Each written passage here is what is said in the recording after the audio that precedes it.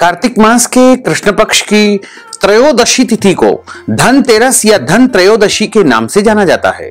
इस बार त्रयोदशी तिथि का आरंभ 29 अक्टूबर 2024 मंगलवार की सुबह 10:32 से हो रहा है, जो कि अगले दिन यानी 30 अक्टूबर 2024 बुधवार को दोपहर 1:16 पर त्रयोदशी तिथि समाप्त हो जाएगी।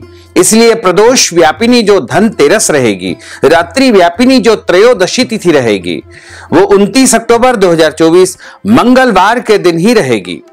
सभी भक्तजनों को, सनातन धर्मावलंबियों को धनतेरस का महापर्व 29 अक्टूबर 2024 मंगलवार के दिन ही मनाना चाहिए। इसी दिन भगवान कुबेर, माता महालक्ष्मी एवं भगवान धन्वंतरी का पूजन अर्चन करना चाहिए तथा धनतेरस की खरीदारी भी आपको 29 अक्टूबर के दिन ही करना है। धनतेरस के दिन घर में नया सामान खरीदना चाहिए। धनतेरस के दिन भगवान धन्वंतरी का विशेष पूजन अर्चन किया जाता है तथा धनतेरस के दिन यदि आप कोई भी धातु की खरीदारी करेंगे या नई वस्तु की खरीदारी करेंगे तो आपको आपके जीवन में वो वस्तु अक्षय फल प्रदान करने वाली होगी। यानी एक प्रकार से कहा जाए तो धनतेरस अबूझ मुहूर्त, अक्षय मुहूर्त के रूप में माना जाता है। हालांकि हमारे धर्म शास्त्रों में 3.5 अबूझ मुहूर्त जो बताए गए हैं, उनकी श्रेणी में इसको नहीं माना गया है, लेकिन भगवान धन्वंतरी का प्रागट्य इसी दिन होने के कारण धनतेरस को अत्यंत शुभ माना जाता है। धनतेरस के दिन पूजा एवं खरीदारी का जो शुभ मुहूर्त रहेगा वो 29 अक्टूबर 2024 मंगलवार के दिन सुबह 10:30 से दोपहर 1:30 बजे तक लाभ और अमृत का चौड़िया रहेगा तथा वृश्चिक स्थिर लग्न जो कि सुबह 7:44 से सुबह 10:05 तक रहेगी और दोपहर 3 बजे से लेकर के शाम 4:30 बजे तक शुभ का चौड़िया रहेगा। कुंभ स्थिर लग्न जो कि दिन में 1:58 से 3:31 तक रहेगी तथा शाम के समय वृषभ स्थिर लग्न एवं प्रदोष काल का जो समय रहेगा वो शाम को 5:47 से रात्रि 8:40 तक का रहेगा और इसी दौरान रात्रि 7:30 से लेकर के 9 बजे तक लाभ का चौड़िया रहेगा और उसके बाद रात्रि में 10:30 बजे से लेकर रात्रि 12 बजे तक शुभ का चौड़िया रहेगा। इसके बाद सिंह स्थिर लग्न जो कि रात्रि 1:10 से लेकर 3:23 तक रहेगी। यदि आप अपने घर में धन संपत्ति की प्राप्ति करना चाहते हैं, माता महालक्ष्मी की अपार कृपा को प्राप्त करना चाहते हैं, अपने घर से दरिद्रता और सभी प्रकार के कष्ट और संकट को समाप्त करना चाहते हैं, अपने घर में स्थिर लक्ष्मी की प्राप्ति चाहते हैं, माता महालक्ष्मी का भरपूर आशीर्वाद यदि आप प्राप्त करना चाहते हैं तो धनतेरस के दिन वैसे तो कई वस्तु की खरीदारी की जाती है, लेकिन 3 चीजों की यदि आप खरीदारी करेंगे तो निश्चित तौर से आप धनवान बन जाएंगे।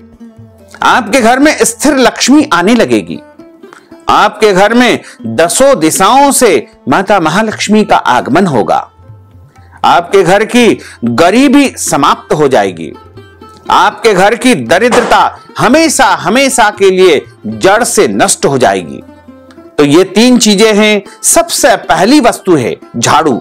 धनतेरस के दिन झाड़ू अवश्य खरीदना चाहिए क्योंकि झाड़ू लक्ष्मी का स्वरूप माना जाता है और झाड़ू का पूजन अर्चन करके झाड़ू को छिपा करके रखना चाहिए।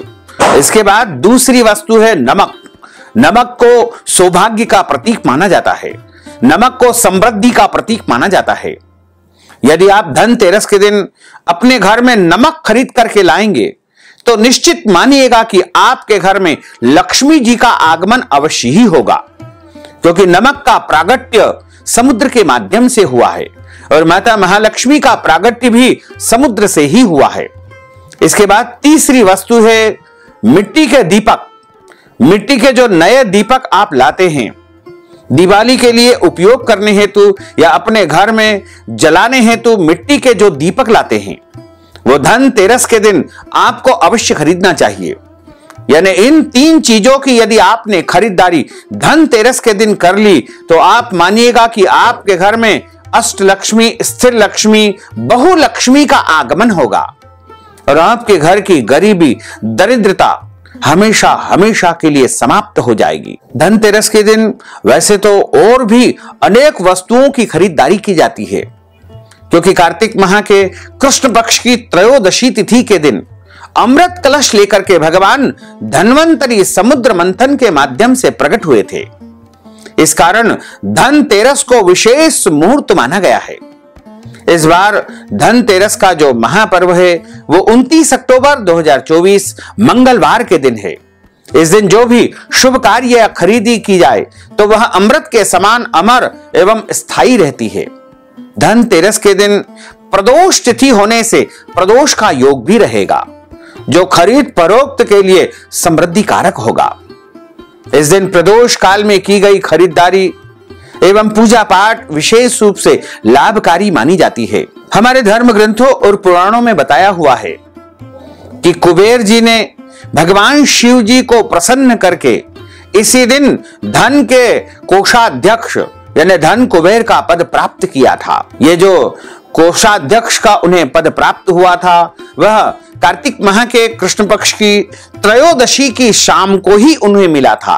यानी प्रदोष काल के समय कुबेर नामक जो साधारण व्यक्ति थे वो धन कुबेर बनाए गए थे। इसलिए शाम के समय कुबेर भगवान का भी विशेष पूजन अर्चन किया जाता है।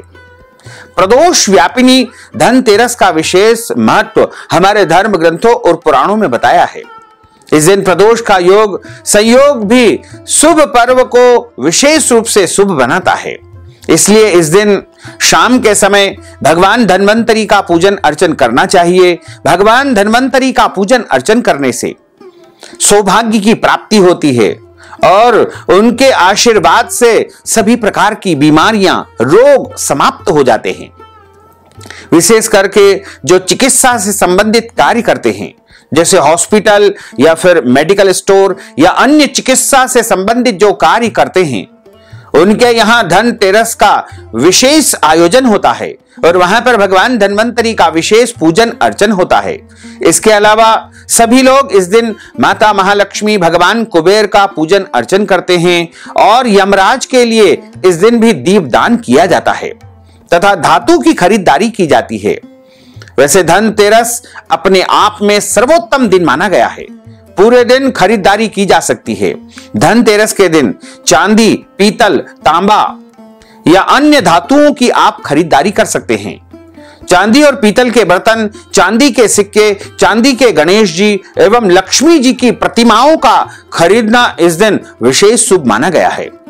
धनतेरस पर बर्तन खरीदना विशेष लाभकारी माना जाता है, क्योंकि समुद्र मंथन के माध्यम से भगवान धन्वंतरी जब प्रकट हुए थे तो अमृत कलश लेकर ही वो प्रकट हुए थे। कलश को धातु का या बर्तन का प्रतीक मान करके तभी से बर्तन का संबंध इस पर्व से जुड़ा हुआ है। धन्वंतरी भगवान के अलावा इस दिन देवी लक्ष्मी और धन के देवता कुबेर भगवान का विशेष रूप से पूजन अर्चन करना चाहिए तथा इस दिन यमराज के लिए दीपदान किया जाता है। इस दिन यमदेव की पूजा करने के विषय में एक कथानक आता है। यमदेव की पूजा करने से घर में असमय मृत्यु का भय नहीं रहता है। धन त्रयोदशी के दिन यमदेव की पूजा करने के बाद घर के मुख्य द्वार पर दक्षिण दिशा की ओर मुख वाला दीपक पूरी रात्रि आपको जलाना चाहिए। इस दीपक में कुछ पैसा व कौड़ी भी डाली जाती है। साथ ही इस दिन नए उपहार, सिक्का, बर्तन व गहनों की खरीदारी करना अत्यंत शुभ माना गया है। धनतेरस के दिन पूजा एवं खरीदारी का जो शुभ मुहूर्त है उसमें आप खरीदारी करें तथा 7 धान्यों की पूजा की जाती है। 7 प्रकार के जो अनाज होते हैं उनकी पूजा का भी इस दिन विशेष महत्व है। सप्तधान्य में गेहूं, उड़द, मूंग, चना, जौ, चावल और मसूर, इन 7 धान्यों के साथ ही पूजन सामग्री में विशेष रूप से स्वर्ण पुष्पा के पुष्प से भगवती जगदम्बा माता महालक्ष्मी का पूजन अर्चन करना लाभकारी माना गया है। इस दिन पूजा में भोग लगाने के लिए नैवेद्य के रूप में सफेद प्रकार की मिठाई का विशेष रूप से उपयोग किया जाता है। साथ ही इस दिन स्थिर लक्ष्मी का पूजन करने का विशेष महत्व है। धन त्रयोदशी के दिन देवता धन्वंतरी का प्रागट्य हुआ था।